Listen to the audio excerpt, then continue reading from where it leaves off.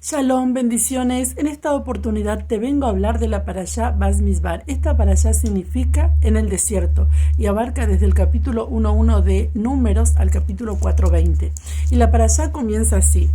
Habló Yahweh a Moisés en el desierto de Sinaí, en el tabernáculo de reunión, en el día primero del mes segundo, en el segundo año de su salida de la tierra de Egipto, diciendo: Tomad el censo de toda la congregación de los hijos de Israel por su familia, por sus casas, por sus padres, con la cuenta de los nombres, todos los varones por sus cabezas. De 20 años arriba, todos los que pueden salir a la guerra en Israel los contaréis tú y Aarón por sus ejércitos. Esto es muy interesante porque nosotros sabemos, sí, que el Señor Dios no le agrada el hacer censo a Israel en completo, ¿sí? Como en el caso de David, que hizo censo, el rey David, y Dios se enojó con él. ¿Por qué? Porque él censó a toda la nación de Israel, ¿sí? A todos los hijos de Israel, mujeres, varones, niños.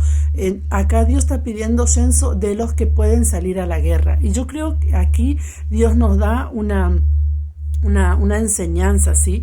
Porque también vamos a ver aquí que los levitas de 30 años, ¿sí?, eran llamados al servicio. Si bien ellos a los 25 años ya se empezaban a preparar, de 30 años ellos eran llamados al servicio a Dios, ¿sí? Así que Dios también nos está hablando en esta parashá del tiempo del llamado de cada uno, ¿sí? Si bien uno tiene un tiempo de proceso, un tiempo de estudio, un tiempo de aprendizaje, ¿para qué uno se prepara? ¿Para qué uno estudie? ¿Para qué uno tiene el proceso? Para salir a la guerra. ¿Cuál es la guerra? A enfrentar las situaciones. Muchas veces cuando entramos en el camino del Señor es como que todo es fácil, como que todo es lindo, como que todo nos ganamos las batallas así de fácil, pero cuando Dios comienza a trabajar con nosotros en el crecimiento para que nosotros ganemos las almas para Cristo y para el Mesías Yeshua, y realmente que hagamos la obra, Dios empieza a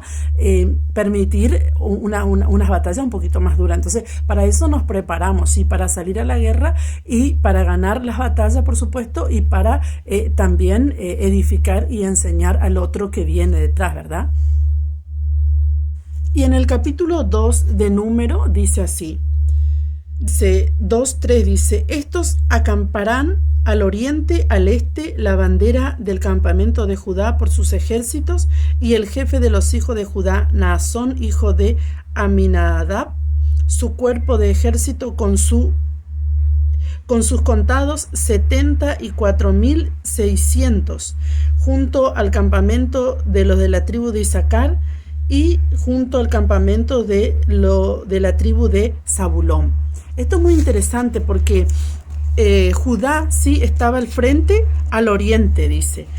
Pero también podemos ver en el versículo 18 del capítulo 2 que dice así: la bandera del campamento de Efraín por sus ejércitos al occidente, y el jefe de sus hijos de Efraín, Elisama, hijo de Amiud, su cuerpo de ejército con sus contados 40,500, junto a la tribu de Manasés y junto a la tribu de Benjamín.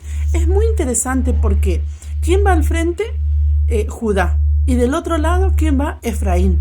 Esto es muy interesante porque Judá, el que tiene la Torá, Efraín es el primogénito de Dios, el que fue llamado, ¿sí?, para representar, vamos a decir, a los gentiles que fueron dispersos en toda la tierra. Y aquí podemos ver justamente las dos casas, ¿sí? La casa del norte y la casa del sur. Ya sabemos que la casa del norte es llamada en las escrituras muchas veces como la casa de Israel, o la casa de José, o la casa de Efraín, ¿sí?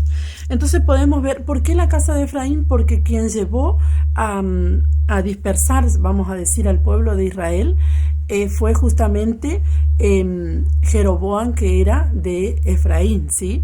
Y entonces también por eso es llamado el reino del norte como la casa de Efraín, ¿sí? La casa de José, el padre de Efraín, y la casa de Israel, porque estaban todas las las otras tribus, que fueron 10 con Jeroboam y 2 con Roboam.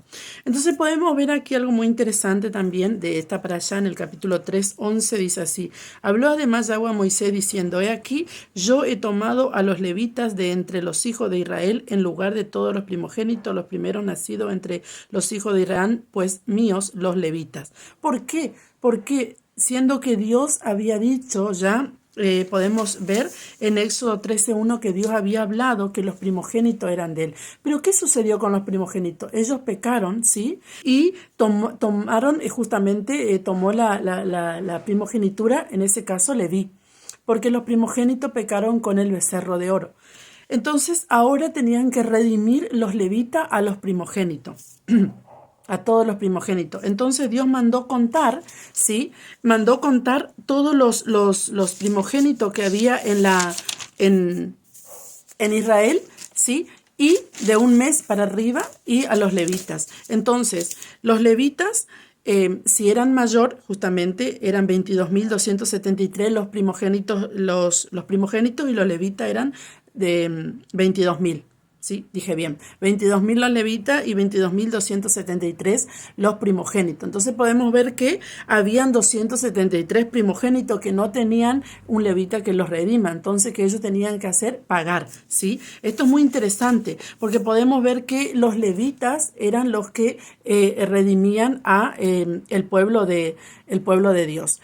En el caso de Elías, ¿sí? Que era levita, ¿sí? Podemos ver cuando Eliseo le dice que le dé una doble porción de su espíritu. Entonces él le dice: si me ves ir, ¿sí? Cuando me vaya, te daré lo que me pides. Sí, qué tremendo. Entonces, ¿qué hace Elías? Elías redime, ¿sí? A Eliseo y le da la doble porción del espíritu. Por eso el Señor dice en su palabra que Efraín es su primogénito, ¿sí? Es su primogénito y es redimido. Qué tremendo. Entonces nosotros tenemos la doble porción del espíritu de Dios. Así que nadie te quiera hacer creer que sos menos, ¿sí? Porque de repente hoy, con todo este movimiento de la restauración de Israel, que guardamos la Torá, que guardamos las fiestas, que guardamos el Shabbat, que guardamos las comidas y todo esto que tiene que ver con la Torá, de repente hay como un celo del hijo mayor, que es Judá, ¿sí? Que representa a la parábola del hijo pródigo, y el hijo menor, que justamente es Efraín, que quiere entrar, y el hijo mayor está como celoso y no está queriendo que el padre haga fiesta contigo y conmigo, que justamente somos los de Efraín, los que fuimos gentilizados, ¿sí? Entre las naciones, que nuestros antepasados se perdieron, ¿sí?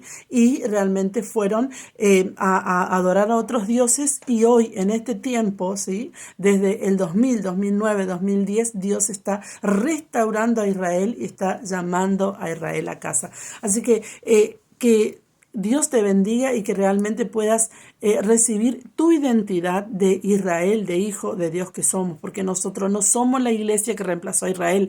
La iglesia no reemplazó a nadie. La iglesia es Israel y está injertada en el olivo verde. Dios jamás hizo un pacto con la iglesia. Dios jamás ha dado la enseñanza de suplantar a Israel, jamás. Israel, es amada de Dios y tiene una promesa de restauración, como también, por supuesto, el reino del sur, que es Judá, que tiene la Torá. Así que Dios te bendiga y que esta para allá haya sido de muchísima bendición para tu vida. Shalom.